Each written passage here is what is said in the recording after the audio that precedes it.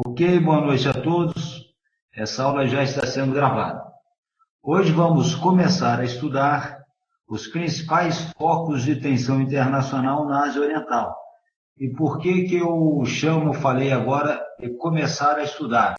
Porque nas próximas aulas o nosso assunto continuará a ser os principais focos de tensão internacional na Ásia Oriental.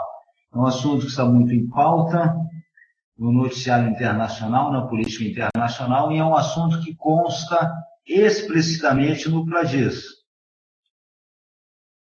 Vejo, então, que dentro da disciplina História, lá na unidade didática 19, nós temos o continente asiático e, de forma bem explícita, apresenta um dos objetivos específicos da disciplina, apresentar os principais focos de tensão internacional na Ásia Oriental, com ênfase na Coreia do Norte, que é um tema que está aí na mídia internacional. Portanto, eu estou apostando que este tema, os principais focos de tensão internacional, vai estar no concurso do próximo ano.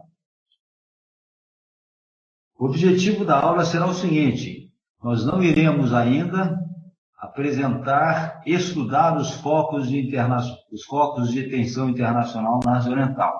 Agora, já vamos começar a nos aproximar do assunto em termos de conhecimento histórico e também em termos de conhecimento geopolítico.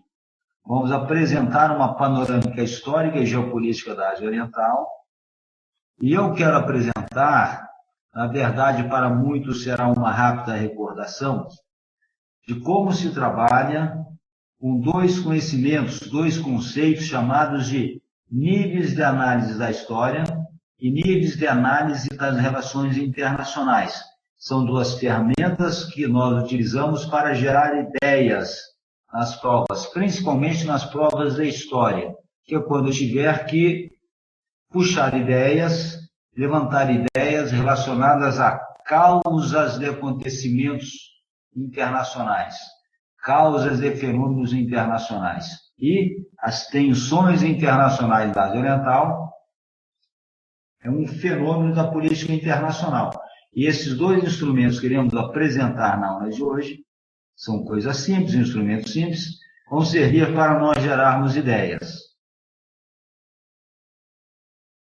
Vamos seguir esse rápido roteiro, a introdução, uma caracterização da Ásia Oriental, os níveis de análise, vamos interpretar uma questão básica de fundamento. Eu quero que vocês saiam trabalhar com o conceito de tensão internacional e também o conceito de crise internacional, e vamos dar um rápido panorama histórico da região. Então vamos começar apresentando apenas uma citação dos principais focos de tensão internacional na Ásia Oriental. Então vejam que nessa aula vamos apenas citá-los, porque em umas aulas futuras nós vamos começar a aprofundar mais o conhecimento especificamente nesses focos de tensão. A questão de Taiwan, o programa nuclear norte-coreano, a situação de armistício entre as Coreias do Norte e do Sul, a atual corrida armamentista na região, particularmente a corrida naval, a disputa pelas ilhas Senkaku, a disputa pelas ilhas Takshima, a disputa pelas ilhas Kurila, a disputa pelas ilhas Spratly, a remilitarização do Japão e a própria reação dos Estados Unidos face à emergência da China. Então vejo que essa região é uma questão repleta de tensões internacionais. E para que nós compreendamos as razões dentro de uma questão de justificar, as tensões da Ásia Oriental, devemos compreender, ter um sentido muito forte de que essas tensões internacionais surgem como decorrência de uma evolução histórica conflitiva, de um cenário geopolítico conflitivo. E é isso que nós vamos começar a apresentar nessa aula. Uma evolução histórica política muito conflitiva, carregada de conflitos o que gera ressentimentos e um panorama geopolítico também recheado de tensões internacionais. E vamos caracterizar essa região. A Ásia Oriental é essa região que está aí apresentada no slide. Agora, atenção, agora vamos falar de questão. Um cursinho preparatório tem que apresentar macetes de como fazer a prova. É lógico que, numa caracterização do espaço geográfico dessa região, eu não vou citar todos esses países, porque eu não terei espaço em papel, nem tempo para fazer isso. Então, o que eu recomendo em termos de caracterização? A caracterização geográfica numa prova da ICM é como se fosse um astronauta olhando para o planeta. Eu vou poder caracterizar essa região apenas pelos grandes estados, falar do Mar do Japão, Mar da China Oriental, e que essa região toda assenta-se sobre a bacia do Pacífico. Basicamente, portanto, eu vou trabalhar com essas ideias. Mar do Japão, Mar da China Oriental, e que essa região é banhada, assenta-se na bacia do Pacífico. Então, vejam, é muito importante que na caracterização do espaço geográfico, eu dê apenas uma pincelada geral sobre as grandes linhas geográficas nas quais assenta-se o objeto de estudo que faz parte da questão. E depois vamos ver, daqui a pouquinho, eu vou apresentar ideias de como acoplar, vejo que isso é importante, de como acoplar ideias ligadas à natureza do contexto da questão a esse espaço geográfico. Isso é muito importante. Então, veja aqui, eu tenho algumas ideias que nós podemos usar para fazer a caracterização geográfica da Ásia Oriental.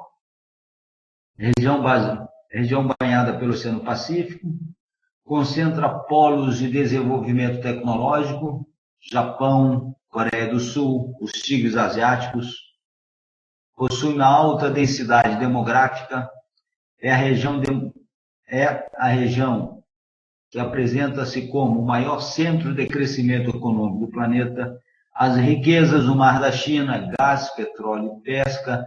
Veja que eu estou aí fazendo uma caracterização econômica da área, uma caracterização geográfica com assuntos econômicos. Isso é muito importante para uma introdução e particularmente para uma prova de geografia. Se eu estiver numa prova de história, eu também posso utilizar essas questões de natureza econômica, as mais dentro de um sentido de disputa geopolítica da região. Aqui eu tenho outra característica da região que eu já posso acoplar. É uma região que caracteriza-se por ser uma região de disputas estratégicas, disputas geopolíticas. E aí nós temos a remilitarização do Japão, o programa militar norte-coreano e as disputas territoriais marítimas do Mar da China. É um foco geopolítico que eu não posso esquecer e que nós iremos começar a nos aprofundarmos na próxima aula. Eu vejo que eu estou caracterizando essa região da Ásia Oriental. Agora aqui tem outro dado importante também, ideias relevantes para caracterizar essa área. A Ásia do Leste atrai as atenções internacionais sob qualquer perspectiva, tanto sob a perspectiva econômica, como também pela perspectiva política, estratégica e militar. Bem, se eu tiver que caracterizar a região sob a perspectiva econômica, logicamente que no século XX, e particularmente a partir da década de 1970 do século XX, eu terei que olhar necessariamente para o boom econômico do Japão, a partir da década de 70, e a partir dos anos 90, os tigres asiáticos. E isso é muito importante para a caracterização da área em termos de uma linha do tempo. em termos de uma limitação temporal.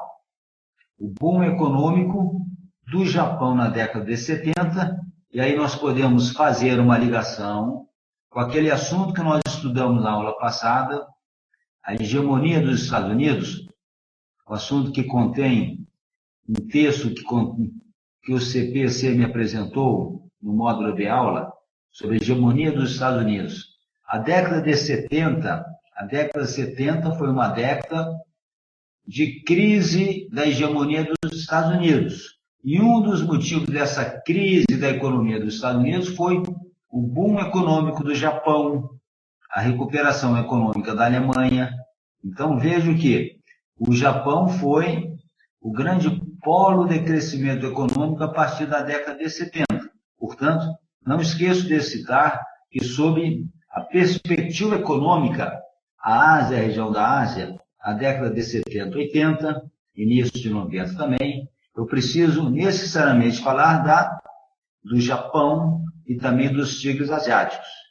E a partir da década de 80, a China começa a viver um período de crescimento econômico, face às reformas econômicas implementadas por Deng Xiaoping. E no século XXI, necessariamente, sabemos todos, eu preciso falar da ascendência econômica da China.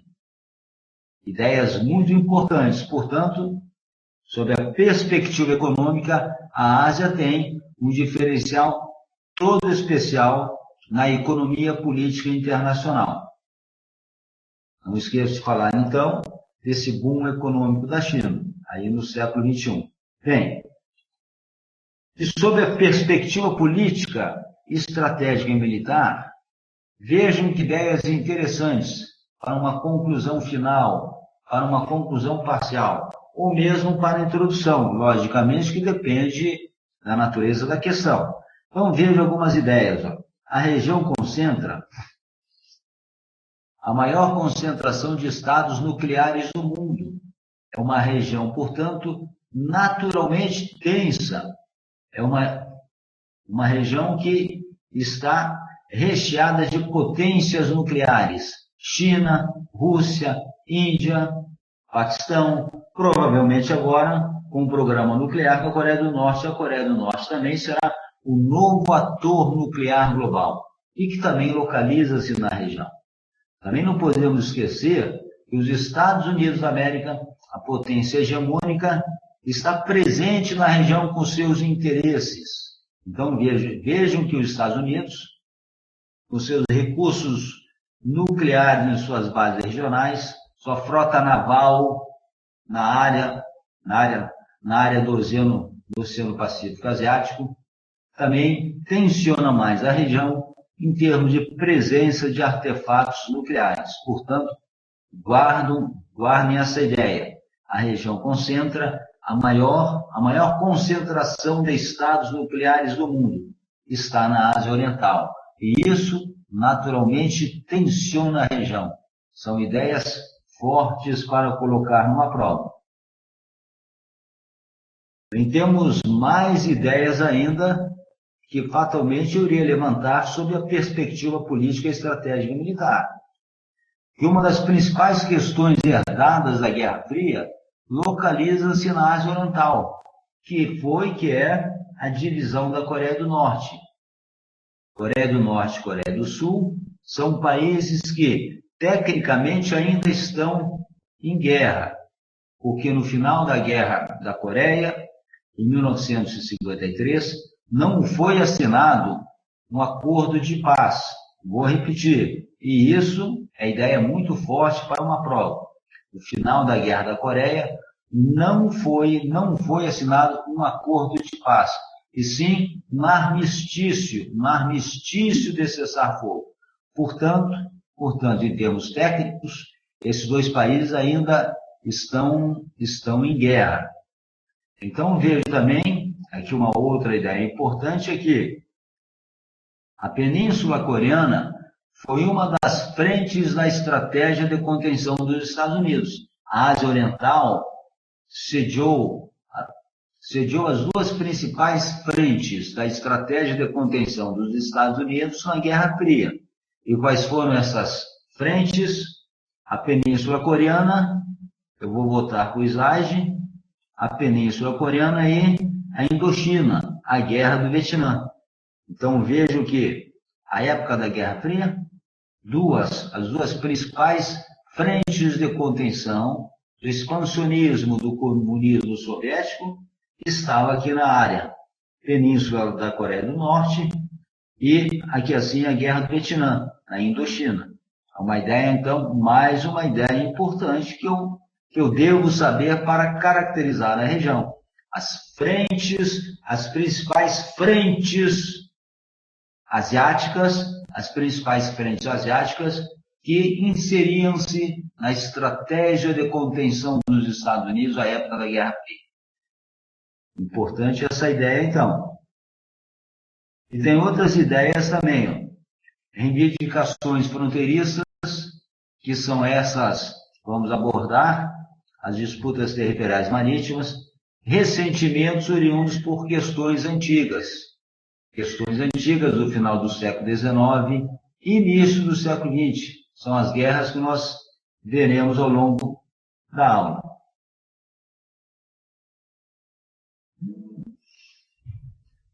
Aqui temos outras ideias da Península Coreana.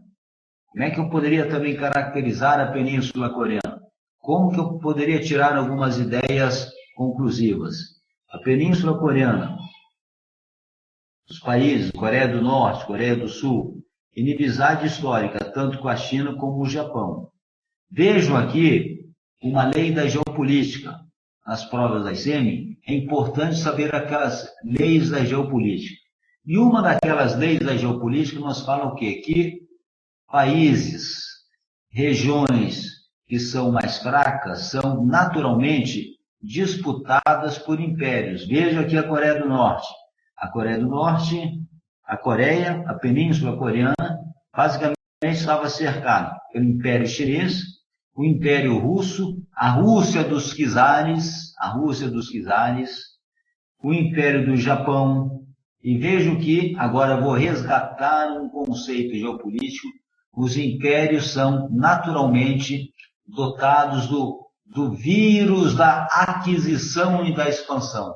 Os impérios são naturalmente expansionistas. Vejo aqui na nossa história colonial, o Uruguai. O Uruguai foi um palco de disputa geopolítica entre o Império Português na América do Sul versus o Império Espanhol. Então, Brasil e Argentina. E esse atrativo exercido pela Bacia do Prata, depois transplantou-se para o Império do Brasil, depois da independência, e também para as Províncias Unidas do Rio da Prata, Argentina. Então, em síntese, voltando para cá, é um conceito geopolítico que eu posso utilizar. A Coreia, portanto, ela foi sempre alvo de cobiça, desse sentido de expansão de impérios. Império da China, Império Russo, Império Japonês. A permanência da lógica da Guerra Fria ainda se faz sentir na região, pela divisão das Coreias. E isso nos traz que essas tensões internacionais na região, além de ter no sentido de disputa geopolítica por ilhas, por alguns espaços territoriais, também é carregada de disputas ideológicas, ou seja, a permanência de um conflito ainda com características políticas e ideológicas. Disputa entre China e Japão, também isso aí também faz parte desse contexto das tensões internacionais da região. Muito bem, é isso aí. Bem, agora vamos falar um pouquinho de níveis de análise. Bem, o que nós vimos até agora na aula? Então, nós vimos uma geral. O que eu fiz até agora, em termos de introdução da aula? E relacione esta maneira que eu estou fazendo a introdução da aula como se fosse uma introdução da prova. O que estou falando? Estou apresentando elementos relacionados à tensão geopolítica dentro da caracterização geográfica da área. Ok? Tá bem, Daniel? Alguma dúvida nesse sentido? Ok? Tá bem? E, logicamente, também, que essas ideias que eu apresentei como características, tanto políticas e estratégicas, eu também posso puxar para uma conclusão parcial, ou também para uma conclusão final.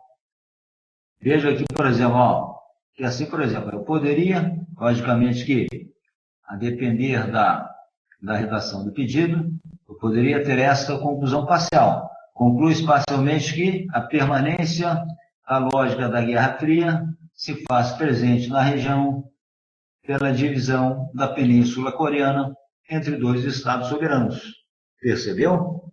Então, vejo que alguns companheiros têm dificuldade em fazer uma conclusão parcial, em fazer uma conclusão final. A conclusão parcial, na servidão analisar, é um novo conhecimento.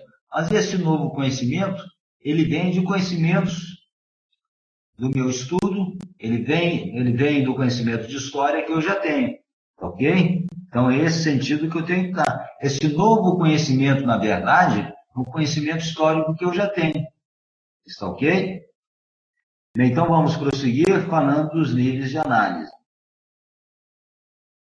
Níveis de análise. Você já tinha lido algum slide sobre esses níveis de análise ou não? Ainda tá? Então vai ser bom. Vou falar então um pouquinho mais devagar. Eu já falei em outras aulas os níveis de análise. Bem, eu tenho dois tipos de níveis de análise. Os níveis de análise que estão aqui assim na cor azul são os níveis de análise retirados da disciplina de história. Não da disciplina de história do Pladis, é da história como disciplina acadêmica, da história. Portanto, serve para qualquer questão que eu esteja procurando as causas de um fenômeno internacional. E este triângulo amarelo também trata de níveis de análise. São os níveis de análise que vêm oriundo da disciplina de relações internacionais. E vamos tratar aqui, então, agora inicialmente, dos níveis de análise aqui do triângulo azul.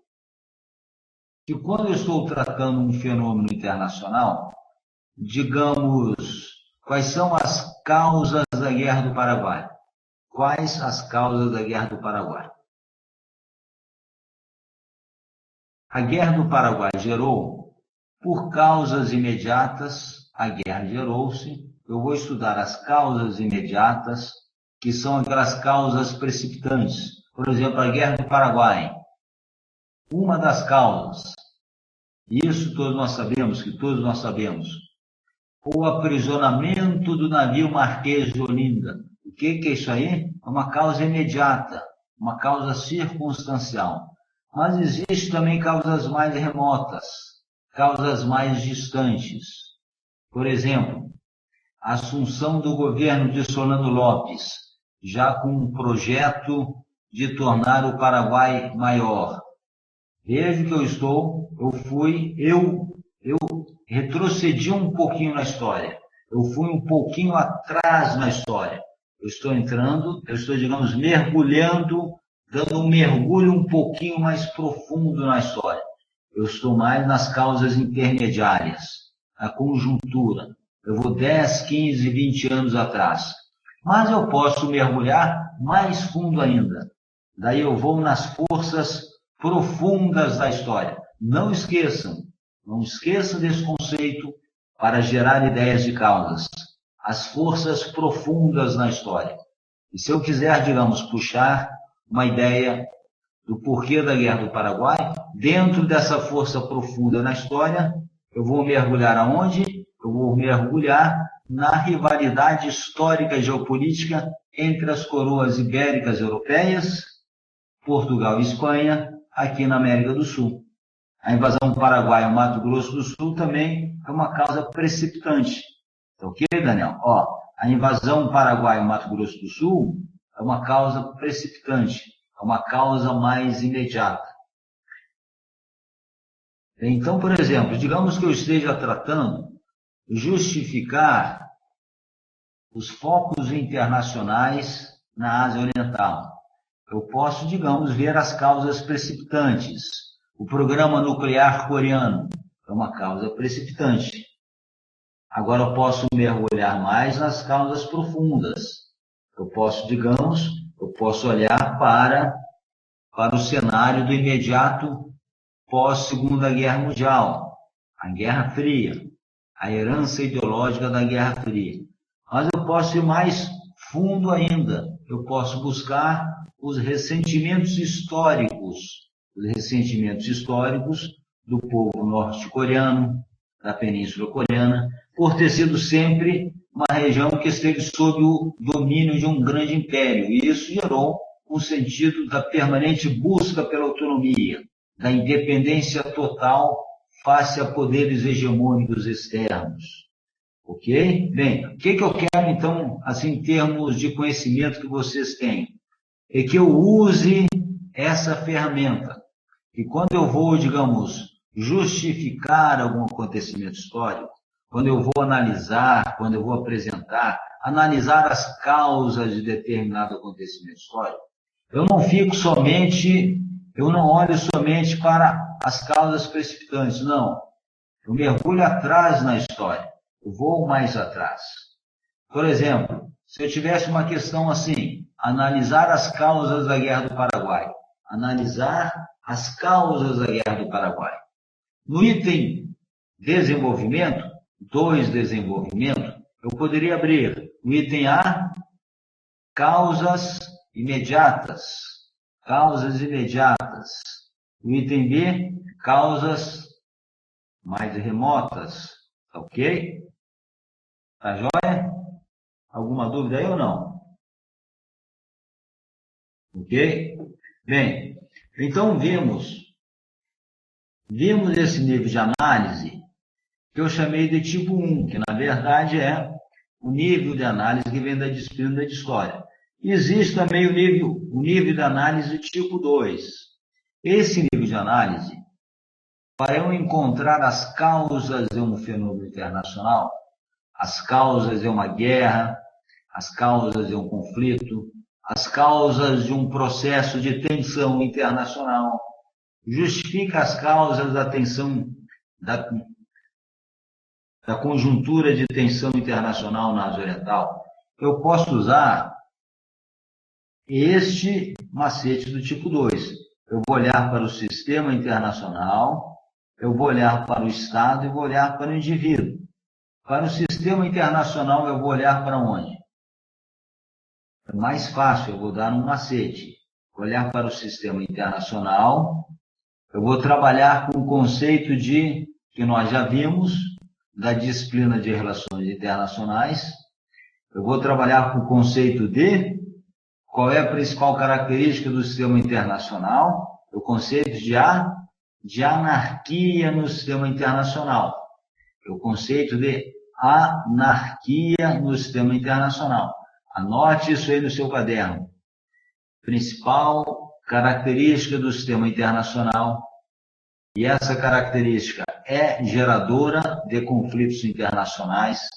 E essa característica, que eu vou citar agora, e essa característica é geradora de tensões internacionais. O conflito é a característica da anarquia. A anarquia no sistema internacional. E essa anarquia no sistema internacional, o que é a anarquia no sistema internacional? A anarquia no sistema internacional é a condição na qual os Estados são plenamente soberanos no sistema internacional. Não existe nenhum poder superior à soberania do Estado no plano internacional. E qual é, digamos, o reflexo disso em termos de prova? Como é que eu vou escrever isso aí? Digamos que eu esteja querendo gerar ideias. O que eu vou escrever? Que em face da presença da anarquia no sistema internacional, a Coreia do Norte é plenamente soberana para desenvolver um programa nuclear, mesmo de natureza militar. Ok? Perceberam? Ou seja, estou olhando para o sistema internacional. Então, macete. Estou falando como que eu vou usar isso para fazer a prova. É outra ideia que eu tenho. Além dessas causas, além desses níveis de análise de história, eu também tenho esses níveis de análise das relações internacionais. O primeiro, eu olho para o sistema internacional. Aí eu vejo sua primeira característica, a anarquia no sistema internacional. E eu sempre vou puxar essa ideia. Por que que a Argentina invadiu as Malvinas? Por quê? Como que eu posso escrever? Em face do sistema internacional ser anárquico, vírgula, o Estado argentino é plenamente soberano para implementar qualquer tipo de ação na arena internacional, mesmo uma ação militar de natureza agressiva. A Coreia do Norte é plenamente soberana para implementar um programa nuclear, mesmo de natureza militar. Ok? Em síntese, trabalhe com o conceito de anarquia no sistema internacional. Ok? Pegou esse conceito? Ok? Tá certinho? Então lembre-se sempre, eu vou perguntar agora, você vai escrever aí. Você pode perguntar também aí pelo áudio, tá ok? Estamos com pouca gente na sala de aula virtual, então de modo que a interação também pode ficar melhor. Está chegando bem aí? Tanto o vídeo como o áudio? Ok? Está chegando bem? Me mande um ok? Está chegando. Vou falar mais devagar então. Vou falar mais devagar. Está ok? É bom que você vá me dizendo como que vai chegando o sinal aí. Depois eu vou deixar, a aula vai ficar gravada a partir de amanhã, está bem? Bem, então o sistema internacional, já vimos a primeira característica. Qual é? Anarquia no sistema internacional. Anarquia. Anarquia no sistema internacional. O que é anarquia? Anarquia no sistema internacional traduz a condição de que os Estados são plenamente soberanos no sistema internacional. Não há nenhum poder soberano. A determinação dos Estados. Não há nenhum poder soberano aos Estados no sistema internacional. Nem a ONU, nem a OTAN, nenhum. Está bem? Ok. E agora vamos à segunda característica, a segunda característica do sistema internacional, que logicamente eu posso usar para justificar esse foco ou algum foco de tensão internacional na Ásia Oriental. A segunda característica é a presença do hegemon, a presença de potências hegemônicas no sistema internacional. Por exemplo, aí no caso que estamos estudando, o hegemon, os Estados Unidos da América, ele tem interesses hegemônicos. E um desses interesses hegemônicos na área qual é? É impedir o desenvolvimento, é impedir o surgimento de uma nova potência nuclear na região. É um objetivo. Porque, além, digamos, além de surgir um rebalanceamento do poder nuclear mundial, a presença de um outro poder nuclear na região que, de certa forma, se confronta ideologicamente com os Estados Unidos, ameaça um dos objetivos nacionais dos Estados Unidos, que é a segurança de seus aliados na região. Então, vejo que um poder nuclear norte-coreano ameaça basicamente 3 interesses dos Estados Unidos. Primeiro, o interesse vital dele, de manter a sua segurança da sua base territorial, manter a segurança dos Estados Unidos, não sofrer nenhum ataque de míssil balístico, oriundo da região. Um outro interesse dos Estados Unidos, proteger os seus aliados regionais. E aí na região temos dois importantes aliados dos Estados Unidos, Taiwan e Japão. E um terceiro interesse dos Estados Unidos, qual é? É resguardar a ordem internacional.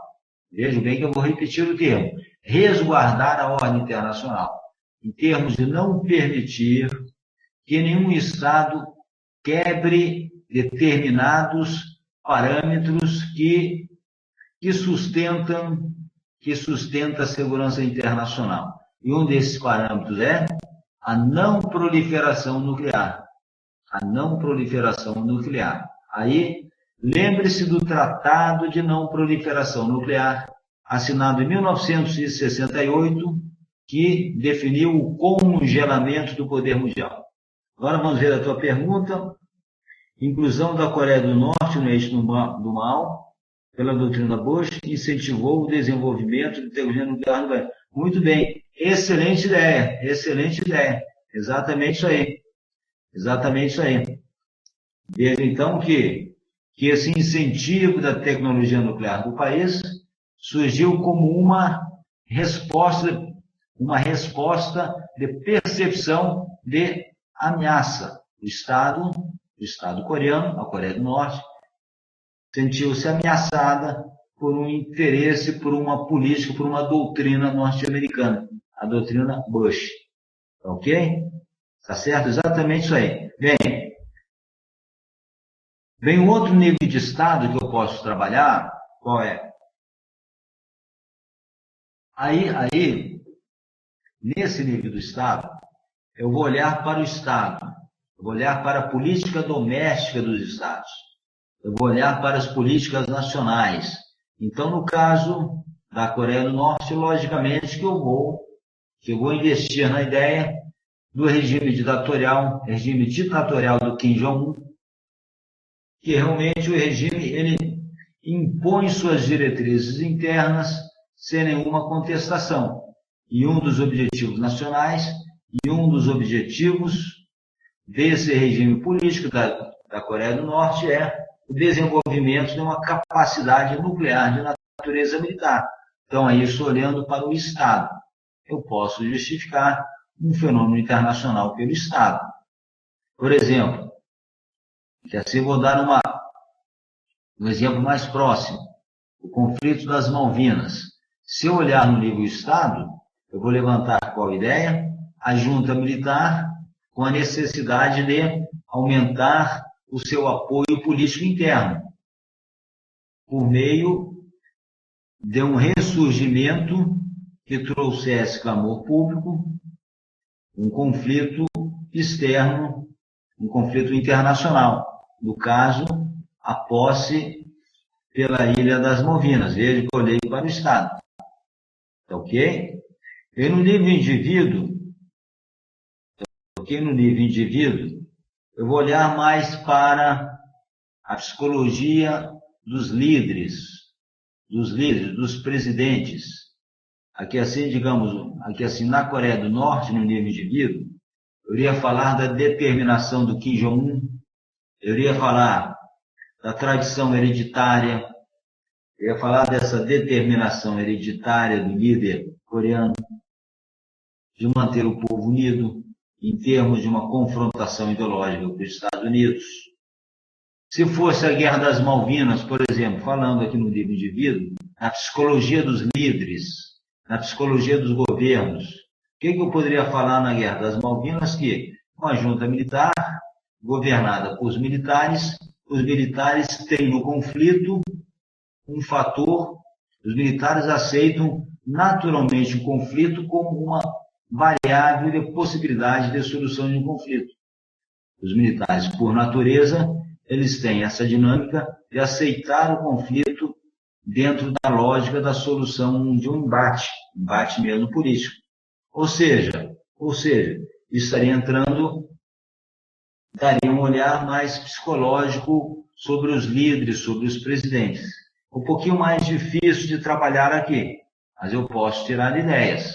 Aqui, por exemplo, na Guerra das Malvinas, Eu falei dessa psicologia militar pelo lado da Argentina. Poderia puxar uma ideia pelo lado da Inglaterra. A Thatcher, como é que era conhecida? A primeira-ministra Margaret Thatcher era conhecida como a Madame de Ferro, a Dama de Ferro. Então isso aí já relacionava o quê? O perfil psicológico de determinação política dela. Ela viria fazer a guerra aqui no Oceano Atlântico Sul. Esse é o perfil dela. Ok? Uma ideia que eu posso trabalhar também. Então, assim, são os 3 níveis de análise de relações internacionais e que eu uso para gerar ideias, para explicar qualquer fenômeno internacional. Eu posso explicar também a criação do Mercosul. Não vamos entrar agora porque não é o caso da aula. Mas usando esses 3 níveis de análise, eu gero ideias para explicar qualquer fenômeno internacional. Quais são esses 3 níveis de análise? Eu olho para onde que eu olho? Para o sistema internacional, para o Estado e para o indivíduo.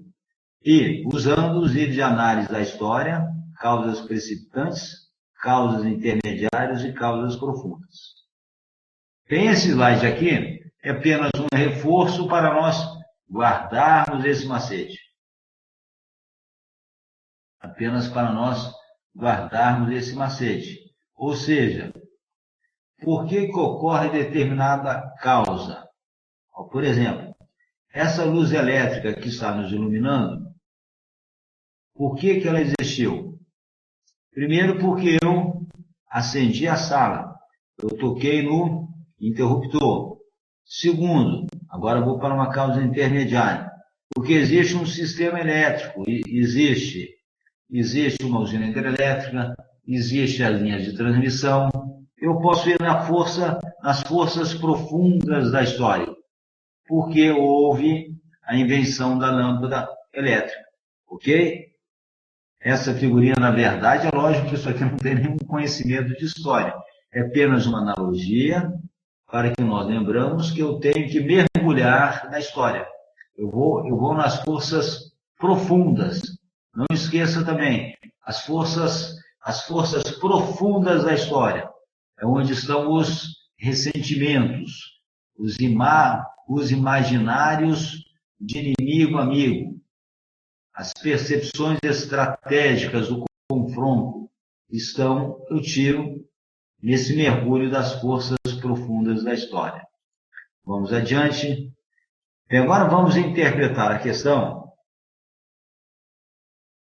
Vamos interpretar essa questão dentro de um sentido prático. Eu vou mostrar, nós já sabemos, mas eu quero reforçar como que a interpretação ela se relaciona com a redação da introdução. Isso é muito importante. Como que a relação da introdução vai se relacionar com a introdução. E vamos ver essa questão. No quadro, veja que aqui eu já tenho uma diferença no método. Não é a luz, é no quadro. No quadro da situação política e econômica da Ásia Oriental, do pós-Segunda Guerra Mundial, justificar os principais focos de tensão internacional naquela região, na atualidade. A interpretação da questão é muito importante. Veja o que surgiu aqui, no quadro D. A expressão no quadro D implica em esboçar o quadro sobre o qual incide os pedidos.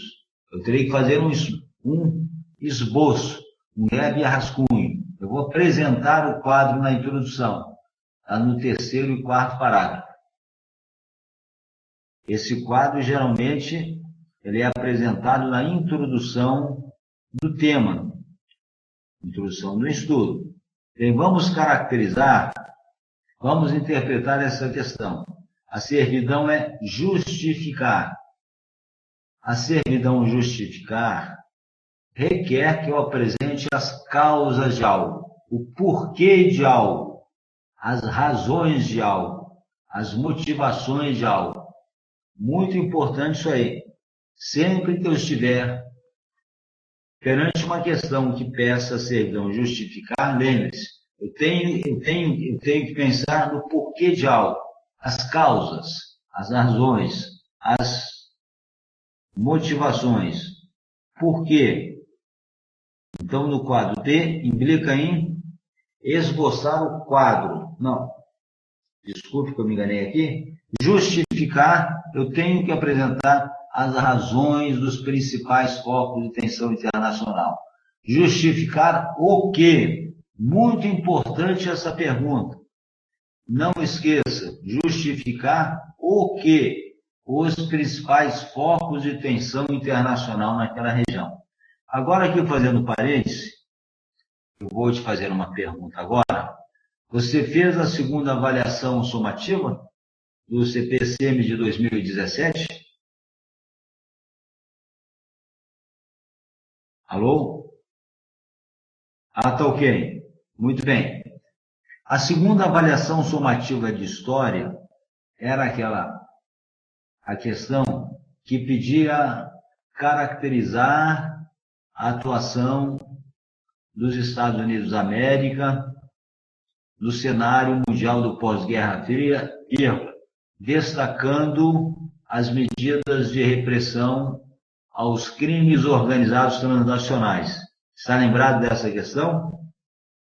Ok? Bem, agora veja, a questão pedia caracterizar a atuação dos Estados Unidos da América no cenário mundial pós-Guerra Fria. Caracterizar o que? A atuação dos Estados Unidos, a atuação hegemônica dos Estados Unidos. O foco principal daquela questão da segunda avaliação somativa de história, não era a repressão ao crime organizado. Alguns companheiros botaram somente como citações relacionadas à repressão ao crime organizado. Ou seja, esses companheiros cometeram uma falha na introdução. Ok? Ok, Daniel? Compreendeu isso que eu falei? Ok? Ok? Então, em síntese, lembre-se sempre, lembre-se também que no dia da prova isso vai ocorrer. Caracterizar, justificar o quê? Aí está o foco principal. Justificar os principais focos de tensão internacional na atualidade. Bem, agora a ideia central.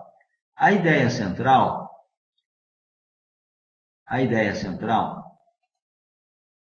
muitas vezes, a própria publicação método deixa em dúvida. E deixa em dúvida porque a publicação método apresenta, em algumas questões, duas interpretações diferenciadas para a ideia central.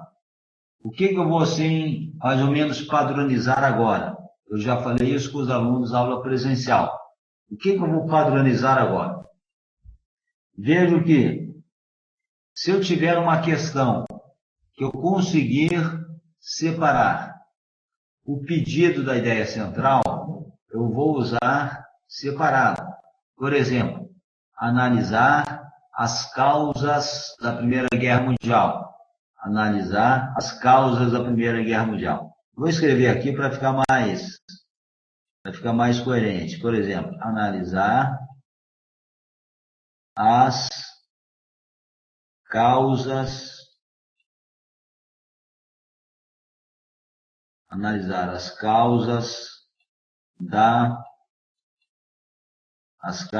da Primeira Guerra Mundial. Analisar as causas da Primeira Guerra Mundial. Ok? Digamos assim uma questão simples. Veja aqui. Qual é a ideia central dessa questão que eu escrevi aqui? Analisar as causas da Primeira Guerra Mundial. Qual seria a ideia central aqui? Primeira Guerra Mundial. Exatamente. As causas são o pedido. E muitas vezes o próprio barema do CPC, a própria apostila do método, usa como ideia central o pedido. Não é que seja de toda forma errado, mas eu estou preferindo separar. Separar de qual forma? assim como fazer a prova, que é a missão do cursinho. O curso tem a missão de passar macetes de como fazer a prova. Então, sempre que eu conseguir separar o pedido da ideia central, eu vou separar. A ideia central vai ser a Primeira Guerra Mundial. É isso aí, você já compreendeu o que eu estou tentando falar. Então, nessa questão aqui da tensão internacional, na Ásia Oriental, que assim, qual seria a ideia central?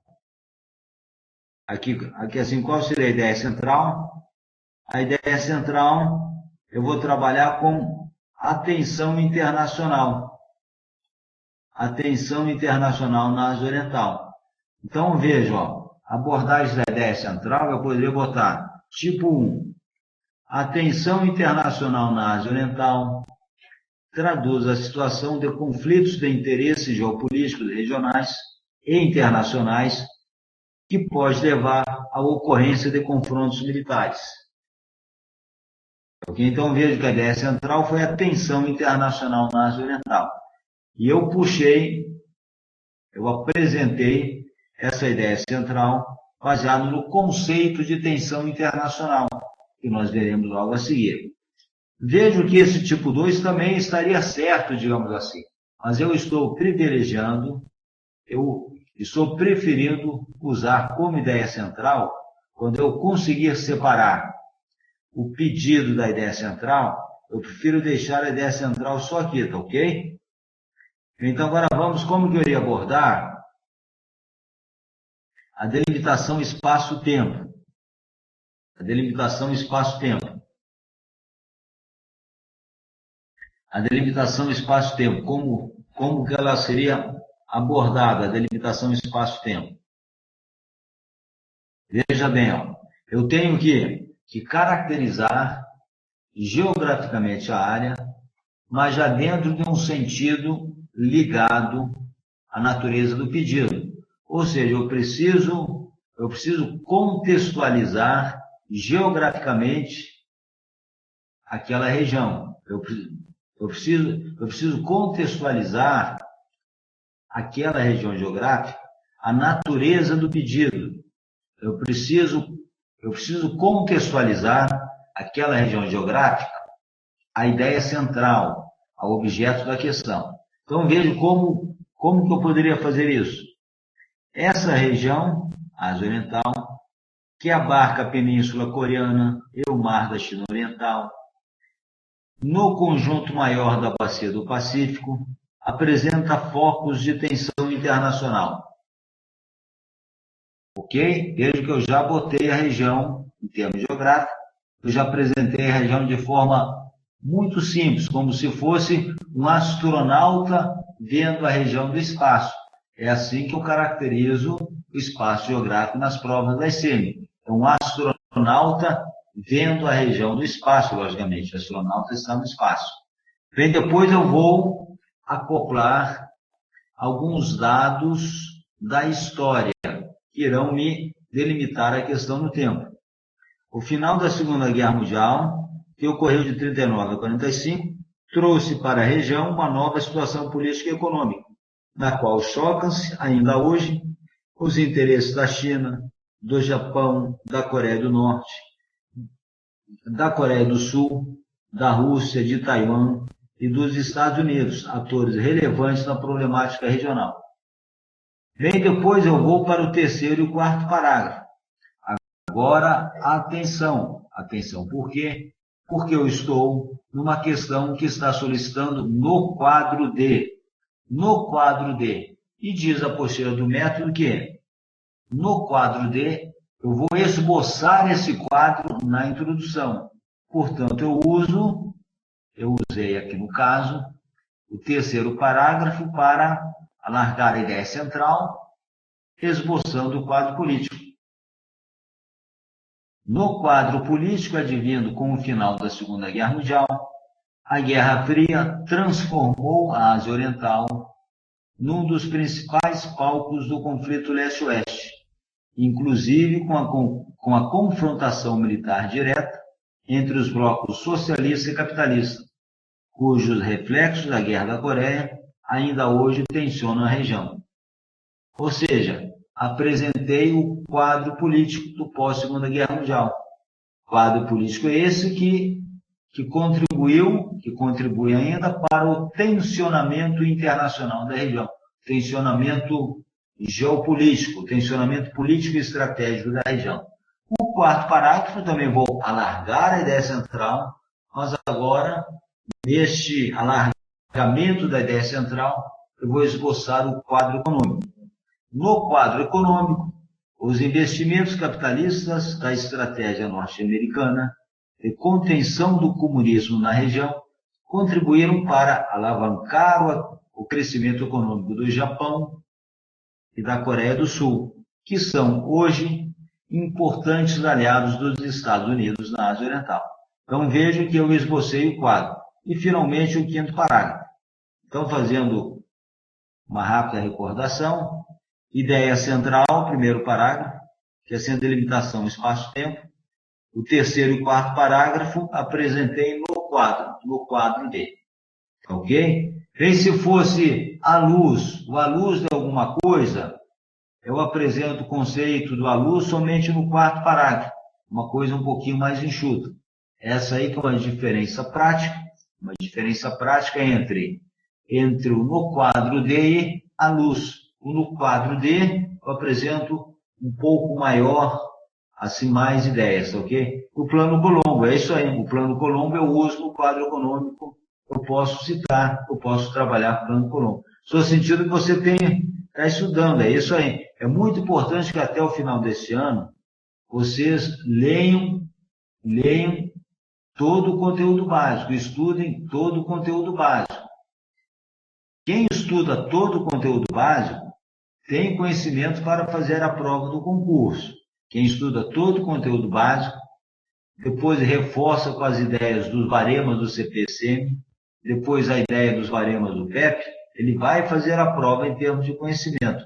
Como é que você está no quadro horário da solução, Dani? Aquele quadro horário de fechar 9, 10 laudas em 4 horas de prova, sendo 3 horas de redação.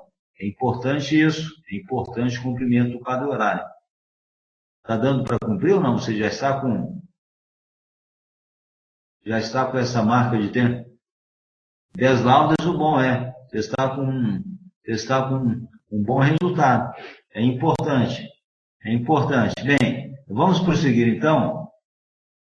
Agora vamos ver o conceito de tensão internacional e crise internacional. E o panorama histórico eu vou deixar para outra aula. Vamos ver aqui o conceito de tensão internacional. O que é uma tensão internacional? Por que eu procuro apresentar nas minhas aulas a noção de conceito? Porque aquele é o macete de como fazer a prova. Qual é o macete? Sempre que eu consiga identificar, sempre que eu identifique a presença de um conceito na questão, eu trabalho com esse conceito na introdução, porque eu vou gerar ideias de conhecimento. Por exemplo, analisar a globalização, analisar a Guerra Fria. Aí eu tenho conceitos presentes. O que é a globalização? O que foi a Guerra Fria? Isso eu trabalho na introdução, que certamente eu estarei ganhando pontos de conhecimento. Então, dentro de uma temática de trabalhar a tensão internacional, eu preciso saber o que seja uma tensão internacional, o conceito. Então, vamos trabalhar o que é uma tensão internacional. Tensão internacional na Ásia Oriental, é um título do Pladiz. No contexto geopolítico, a questão tensão internacional traduz a situação de conflito de interesses. Conflito não é só conflito militar, guerra. Existe conflito de interesses. Interesses econômicos, interesses políticos, interesses ideológicos, interesses culturais. Portanto, sempre que eu estiver numa conjuntura que se caracteriza pela presença de conflitos de interesses relevantes, aí eu tenho uma conjuntura que pode resultar em crises internacionais. Importante isso. Então, tensão internacional é aquela conjuntura que está recheada por conflitos de interesses. E esses conflitos de interesses, dependendo da dinâmica do evoluir dessa tensão internacional, pode resultar em crises internacionais. Portanto, é importante nós sabermos caracterizar o conceito de crise internacional. O que é uma crise internacional? Essa figura que está aqui projetada, ela foi montada de forma didática, porque o simples olhar para a figura já traduz o conceito de crise internacional. Veja que aqui eu tenho um tabuleiro de xadrez, e esse tabuleiro ele está representado pelo mundo. Então, portanto, a crise internacional surge de conflitos de interesses na arena internacional, conflitos de interesses na política internacional, conflitos de interesses esses de tal monta que causam o estremecimento nas relações diplomáticas entre um, dois ou mais atores. E esse estremecimento nas relações diplomáticas pode levar à ocorrência de confronto militar. Aí eu tenho um cenário de crises internacionais. Portanto, uma conjuntura de tensão internacional pode levar a uma crise internacional, e dentro dessa crise internacional existe a probabilidade, a alta probabilidade de ocorrência de confronto militar. Portanto, numa prova da ICEME, que é uma prova de redação, eu vou trabalhar com essas ideias. Estremecimento das relações diplomáticas, percepção de ameaça e interesse nacional relevante. Isso aí que você citou. A doutrina Bush, quando foi implementada nos Estados Unidos, causou uma percepção de ameaça à soberania do Estado coreano. Da mesma forma, quando o Kim Jong-un lança um foguete nuclear, os Estados Unidos sentem uma percepção de ameaça a seu interesse, a um interesse nacional norte-americano. Então, vejo que dentro da crise internacional está situada a percepção de ameaça a um interesse nacional relevante, com a probabilidade de confronto militar, a proteção, a defesa desses interesses nacionais relevantes pode redundar na ocorrência de guerra. E ainda dentro do conceito da crise internacional, eu vou deixar aqui uma ideia relacionada ao percurso de uma crise internacional. Vejam que isso que eu falei está, de certa forma, está resumido aqui nesse gráfico. E temos inicialmente um conflito de interesses, ou seja, existe um comportamento de conflito moderado, que a depender da evolução dessa conjuntura, a conjuntura vai se tensionando, a tensão internacional, daí de repente surge um catalisador, uma causa imediata. Kim Jong-un lançou um foguete. Os Estados Unidos estão aproximando sua frota nuclear da Península Coreana. Ou seja, um acontecimento catalisador que vai provocar uma evolução da radicalização do comportamento do conflito, que vai chegar no limiar da crise, uma confrontação mais direta que pode redundar na guerra ou numa resolução dessa crise internacional. O que eu quero destacar aqui, em prova do concurso da ICEME, o que eu tenho que saber? Conflito de interesses, o conflito de interesses está presente.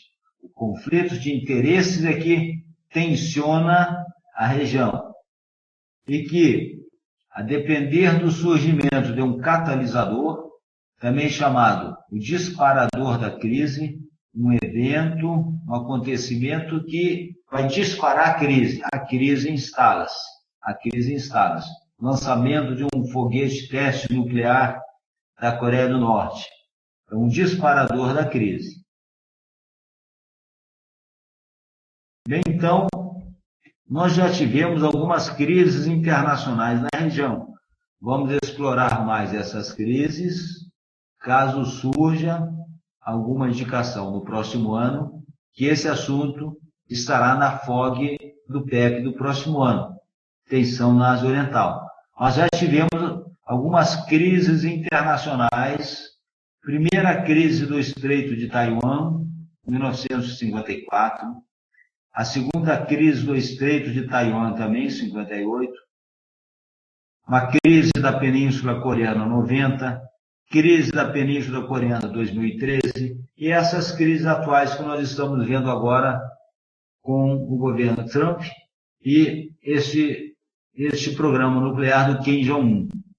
Então, veja, não vamos aprofundar hoje nessas crises, apenas citei, assim, para caracterizar que a tensão internacional, ela também caracteriza-se pela presença das crises internacionais nessa área.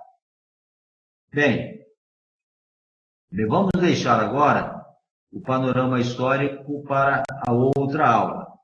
O que ficou de importante dessa aula foi que nós caracterizamos a Ásia, geramos várias ideias para caracterizar a Ásia Oriental, várias ideias, é que eu vou citar algumas rápidas.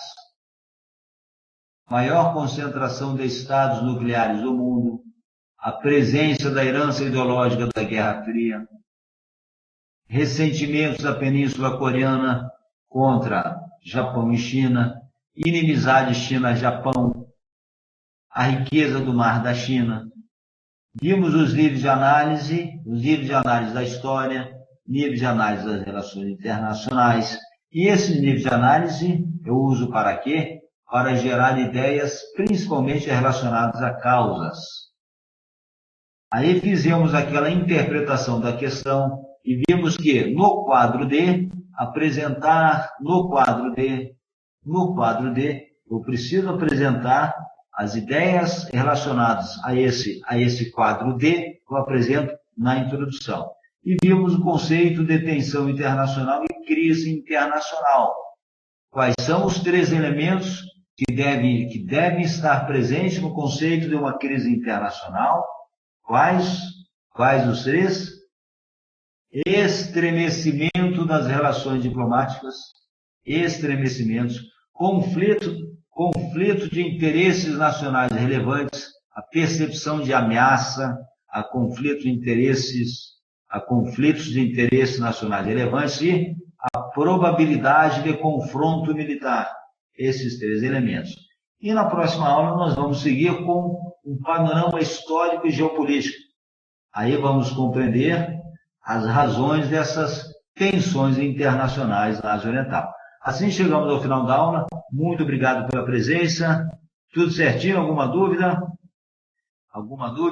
Por favor, até o final de dezembro, estudem todo o conteúdo básico, tá ok? Tá ok? Muito obrigado. Vamos ao estudo. Bom feriado. Grande abraço. Até logo.